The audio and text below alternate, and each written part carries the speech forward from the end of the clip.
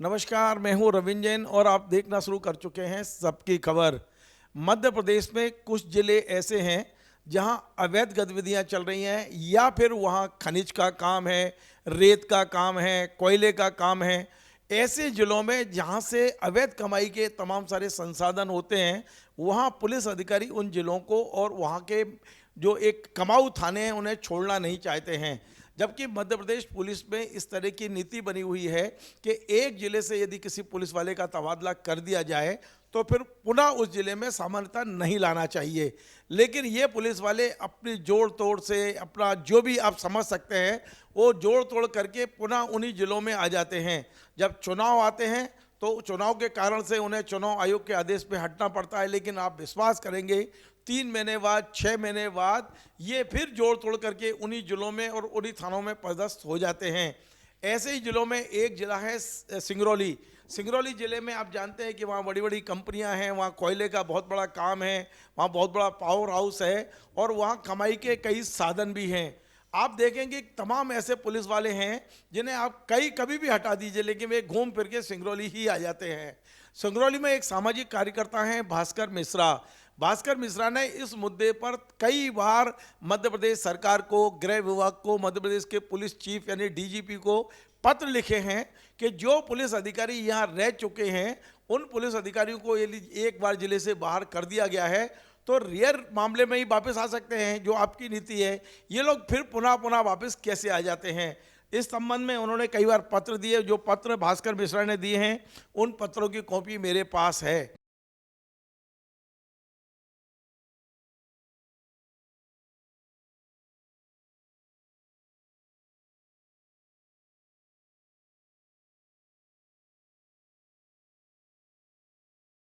अब बड़ी बात यह है कि जब सरकार ने नहीं सुनी, गृह विभाग ने नहीं सुनी, डीजीपी ने नहीं सुनी, तब भास्कर मिश्रा ने हाई कोर्ट की शरण ली। उन्होंने हाई कोर्ट में एक पीआईएल दाखिल की और उन्होंने उस पीआईएल में यही मांग की है कि पुलिस वाले बार बार घूम घूम के इसी जिले में पदस्थ क्यों होते हैं, सिंगरौली में आखिर ऐसा क्या है जिस कारण होते हैं। और आप विश्वास करेंगे कि 17 दिसंबर को इस पीआईएल की सुनवाई की है मध्य प्रदेश के chief justice Suresh Kumar ji cath और जस्टिस विवेक जैन साहब ने। इसकी सुनवाई करने के बाद उन्होंने जो आदेश दिया है उसकी कॉपी मेरे हाथ में है। आप चाहें तो मैं इसका नंबर बता सकता हूं। इस पीआईएल का नंबर है 3500 और ईयर है 2024। यदि आप जाएंगे रिट पिटीशन देखेंगे तो 35 800 35800/2024 इस पर यह आदेश की कॉपी आपको आसानी से मिल जाएगी। इस संबंध में हाई कोर्ट ने जो आदेश दिया है उसे गौर से देखिए। उन्होंने कहा है कि एक बार आप अभ्यावेदन और दे दें और उस अभ्यावेदन पर राज्य सरकार को 4 सप्ताह के अंदर फैसला करना है कि ट्रांसफर नीति क्या होना चाहिए। आज भास्कर मिश्रा सिंगरौली से भोपाल आए हुए हैं। उन्होंने जन सुनवाई में मध्य प्रदेश के डीजीपी से मुलाकात करने की कोशिश की। डीजीपी से मुलाकात नहीं हुई है, लेकिन उन्होंने जन सुनवाई में हाई कोर्ट के निर्देशानुसार ये चिट्ठी आज पीएसक्यू को दे दी है। मैं आपको बता दूं, ये मामला बेशक सिंगरौली का हो लेकिन इसका असर पूरे मध्य प्रदेश पे पड़ेगा। एक बार राज्य सरकार ने यदि इस संबंध में नीति बनाई तो फिर मध्य प्रदेश भर में उस नीति को लागू करना होगा। जो पुलिस अधिकारी बार बार, यदि हम बात करें नर्मदा के किनारे की, तो आप देखेंगे चाहे वो बुधनी हो, चाहे वो हरदा हो, चाहे होशंगाबाद हो, जहाँ जहाँ रेत निकलती है वहाँ के पुलिस अधिकारी हटना ही नहीं चाहते हैं, उन्हीं थानों में रहना चाहते हैं। इसी प्रकार सिंगरौली की बात करें, ऐसे तमाम सारे जिले हैं मध्य प्रदेश में और तमाम सारे ऐसे थाने हैं जहां इस तरह की गतिविधियां चलती हैं तो पुलिस वाले वहां से हटना नहीं चाहते हैं। भास्कर मिश्रा ने पूरे मध्य प्रदेश के संदर्भ में एक तरह से बड़ा निर्णय कराने का जो संकल्प लिया है, आज मैंने उन्हें अपने स्टूडियो में बुलाया है। ये मुझे पुलिस मुख्यालय में टकरा गए थे। पुलिस मुख्यालय में जब ये जन सुनवाई में बात कर रहे थे तो मैंने अपने स्टूडियो बुलाया और हम उनसे सीधे आपकी बात कराते हैं आखिर ये ज़रूरत क्या पड़ी उनको ये इस तरह का आवेदन देने की और हाईकोर्ट तक इस मुद्दे को ले जाने की। भास्कर जी, आपका बहुत बहुत स्वागत है। आप सामाजिक कार्यकर्ता हैं और आप लड़ाकू किस्म के भी हैं, जिस तरह का मेरे को आपके बारे में जानकारी मिली है। आखिर आपको क्या ज़रूरत पड़ी थी? बेचारे पुलिस वाले कुछ 2 पैसे कमा रहे हैं, कमाने दो उन्हें। एक्चुअली होता क्या है कि पुलिस वाले कमाते तो हैं लेकिन उससे जो जनता प्रताड़ित होती है ना, उनको दिक्कत उससे है। और हमारे सिंगरौली में इतनी ज़बरदस्त तानाशाही और ख़ासकर सबसे ज़्यादा तानाशाही पुलिस की ही होती है। वैसे तो प्रशासन के सारे लोग लौट लौट के जाते हैं, एडिशनल कलेक्टर, एसडीएम, ये सब लोग जाते हैं और सबके खिलाफ मैंने लगाया है। लेकिन कार्रवाई अभी जो दोबारा लौट के गए हैं उसमें 3-4 टीआई ही हैं, पुलिस वाले ही गए हैं। बाकी तो अभी लौटने की प्रक्रिया में थे तो पहले ही रुक गए, ये निर्णय आ गया तो। लेकिन जो कार्रवाई करनी है वो डीजीपी साहब को ही करनी है। तो हमारी समस्या मूलतः वहाँ की जनता की जो प्रताड़ना है ना, उससे है। कानून व्यवस्था बिल्कुल धराशायी है, कानून व्यवस्था पर कोई ध्यान नहीं देता। और कानून व्यवस्था का मेन तो पुलिस ही होती है ना, वो पुलिस जैसा चाहती वैसे कानून व्यवस्था रहती है। लेकिन जनता के काम से इनको कोई लेना ही देना नहीं रहता, वो केवल अपने कमाई से ही निकले थे। अगर सुबह उन्होंने वर्दी लगा ली और निकले तो ये मान लीजिए कि शाम तक में उनको ये हिसाब करना है कि कितना हमने आज निकाला, इसके लिए वो निकलते हैं, जनता के काम के लिए नहीं। भास्कर, एक बात पूछना चाह रहा था, आपकी पीआईएल लगी हुई है, ये पीआईएल में आपने सिर्फ सिंगरौली के 3 पुलिस वालों का मुद्दा लिया है या पूरे मध्य प्रदेश को इसमें आपने शामिल किया? मैं अपने सिंगरौली के ही जिले का किया था, लेकिन जो आया है तो वो तो मेरे ख्याल से पूरे मध्य प्रदेश पे लागू होगा। सिंगरौली के लिए मैंने लगाया था, पूरे मध्य प्रदेश के लिए नहीं लगाया था।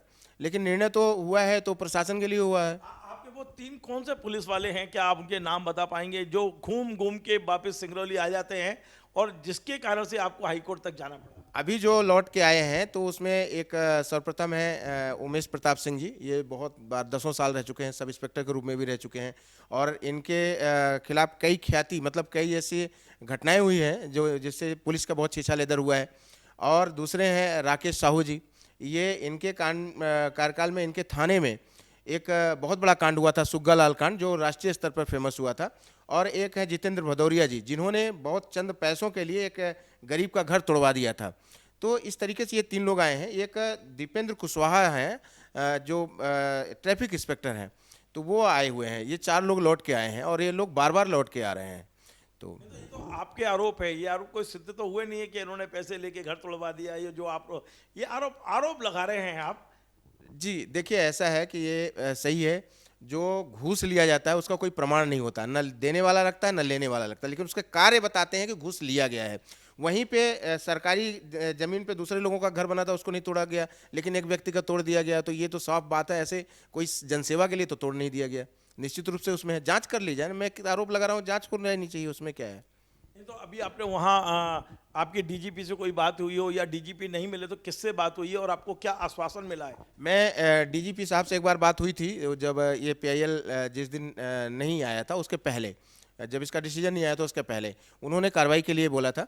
और अभी मैं इसके बाद जब से पीआईएल आया तो 17 को इसका निर्णय हुआ, 19 को मेरे को कॉपी मिली, 19 को ही मैंने सबको मेल कर दिया था। मैंने रजिस्ट्री भी किया, फिर बीच में आकर के मैं इन हैंड दे गया। पिछली सुनवाई में भी मैं आया था, तब एडीजी साहब मिले थे, दिनेश ऐसे कुछ सागर साहब, दिनेश सागर साहब, डीसी सागर, डीसी सागर, हाँ डीसी सागर साहब से मुलाकात हुई थी। तो उन्होंने कहा था कि ठीक है मैं इसमें देखूंगा। फिर अभी मैं कल जो है तो डीजी साहब से मिलने की कोशिश किया, लेकिन उनसे मुलाकात नहीं हुई। तो उनके जो पीएसओ हैं मेरे ख्याल से कपूर साहब, उनसे मेरी बातचीत हुई, उनको मैंने सारी बात की, उन्होंने अच्छे से बात की। आज मैंने जनसुनवाई में भी गया, ये मुझे जानकारी थी कि आज डीजी साहब जनसुनवाई में आएंगे, तो मैं जनसुनवाई में सुबह से खड़ा होकर के मैं गया। लेकिन आज फिर भी वो जनसुनवाई में नहीं आए। एडीजी साहब ही, वही डीसी सागर साहब ने ही सुना। उन्होंने कहा कि ये कोर्ट में ने दिया है तो इसमें कुछ न कुछ डिसीजन तो लेना ही पड़ेगा। देखते हैं, अभी तो समय है, 14 तारीख को मेरे ख्याल से 4 हफ्ता पूरा हो रहा है। अब क्या निर्णय लेते हैं। फिर इसके बाद उन्होंने मेरे को एडिशनल डीजी नहीं स्पेशल डीजी जो हैं उनके पास भेजा, एक अधिकारी के साथ। तो उन्होंने कहा कि ठीक है, इसको हम लोग एग्जामिन कराएंगे और जो भी हो सकेगा निर्णय लेंगे, ऐसा उन्होंने कहा है। अब क्या लेते हैं ये अभी देखने वाली बात। भास्कर, एक आखिरी सवाल मेरा ये है कि मान लीजिए 17 जनवरी इस कोर्ट के आदेश के अनुसार आखिरी है, और यदि 17 जनवरी तक सरकार इस संबंध में कोई निर्णय नहीं लेती है तो आपका अगला कदम क्या होगा? क्या आप कोर्ट की अवमानना का केस करेंगे या कुछ और आप कदम उठाएंगे? मैं कंटेम्प्ट का भी लगाऊंगा केस पूरे अधिकारियों पर, और इस बार व्यक्तिगत मैं आरोपी बनाऊंगा। इन लोगों को व्यक्तिगत पार्टी बनाऊंगा, सॉरी आरोपी नहीं, पार्टी बनाऊंगा, व्यक्तिगत पार्टी बनाऊंगा। क्योंकि मैं अगर डीजी पद के हिसाब से बनाता हूं तो बदल जाते हैं, फिर वो नए सिरे से काम चालू हो जाता है। तो मैं पर्सनल इनको आरोपी पार्टी बनाऊंगा। और साथ में मैं फील्ड में भी हस्ताक्षर अभियान कराऊंगा अपने ज़िले में पूरे, और मुख्यमंत्री शर्म करो अभियान, चुल्लू भर पानी मैं वहाँ से लोगों से इकट्ठा करूँगा और वो यहीं पे भोपाल में ही आकर के मैं एक प्रेस कॉन्फ्रेंस करूँगा, जिसमें आपको भी आमंत्रित करूँगा। और उस बड़ी प्रेस कॉन्फ्रेंस के माध्यम से मैं सीएम साहब को जनता के द्वारा एकत्रित किए गए चुल्लू भर पानी उनको डूब मरने के लिए उनको सौंपूंगा। बहुत बहुत धन्यवाद। तो ये थे भास्कर मिश्रा, सामाजिक कार्यकर्ता हैं लेकिन गुस्से में हैं, चुल्लू और पानी की बात कर रहे हैं। लेकिन मुझे उम्मीद है और हाई कोर्ट ने जो फैसला सुनाया है, क्योंकि हाई कोर्ट में ये कोई छोटा मोटा नहीं, चीफ जस्टिस सुरेश कुमार जी कैत और जस्टिस विवेक जैन ने सरकार को निर्देश दिए हैं कि जो मुद्दे भास्कर ने उठाए हैं उन मुद्दों पर 4 सप्ताह में कोई निर्णय लें, और उसकी सूचना शायद उनको हाईकोर्ट को भी देनी होगी। अब देखते हैं कि मध्य प्रदेश सरकार, गृह विभाग, मध्य प्रदेश के पुलिस चीफ क्या फैसला करते हैं। क्या ये फैसला सिर्फ सिंगरौली के लिए होता है या पूरे मध्य प्रदेश के लिए होता है? क्या बेस या कोर्ट यदि निर्णय नहीं भी देता तो क्या ये गृह विभाग का दायित्व नहीं बनता? क्या ये मध्य प्रदेश पुलिस मुख्यालय का दायित्व नहीं बनता कि जो पुलिस वाले मलाईदार पदों पर बैठना चाहते हैं और घूम घूम के उसी जगह पहुंच जाते हैं, जैसे गुड़ के ऊपर मक्खियां भिनभिनाती हैं वैसे भिनभिनाते हैं, क्या उन पर कोई कार्रवाई नहीं करना चाहिए? अब तो मध्य प्रदेश के जो चीफ सेक्रेटरी हैं वो भी बहुत ईमानदार हैं, और मध्य प्रदेश के डीजीपी जो बेहद ईमानदार संवेदनशील डीजी हैं, इन लोगों को मिलकर कोई ना कोई फैसला करना चाहिए। और ये नीति केवल सिंगरौली के लिए नहीं, पूरे मध्य प्रदेश के लिए होना चाहिए। आपको हमारा ये कार्यक्रम पसंद आए तो आप इसे शेयर करें, लाइक करें, कमेंट करें, और आपसे बार बार निवेदन है हमारे इस चैनल को सब्सक्राइब अवश्य करें। धन्यवाद।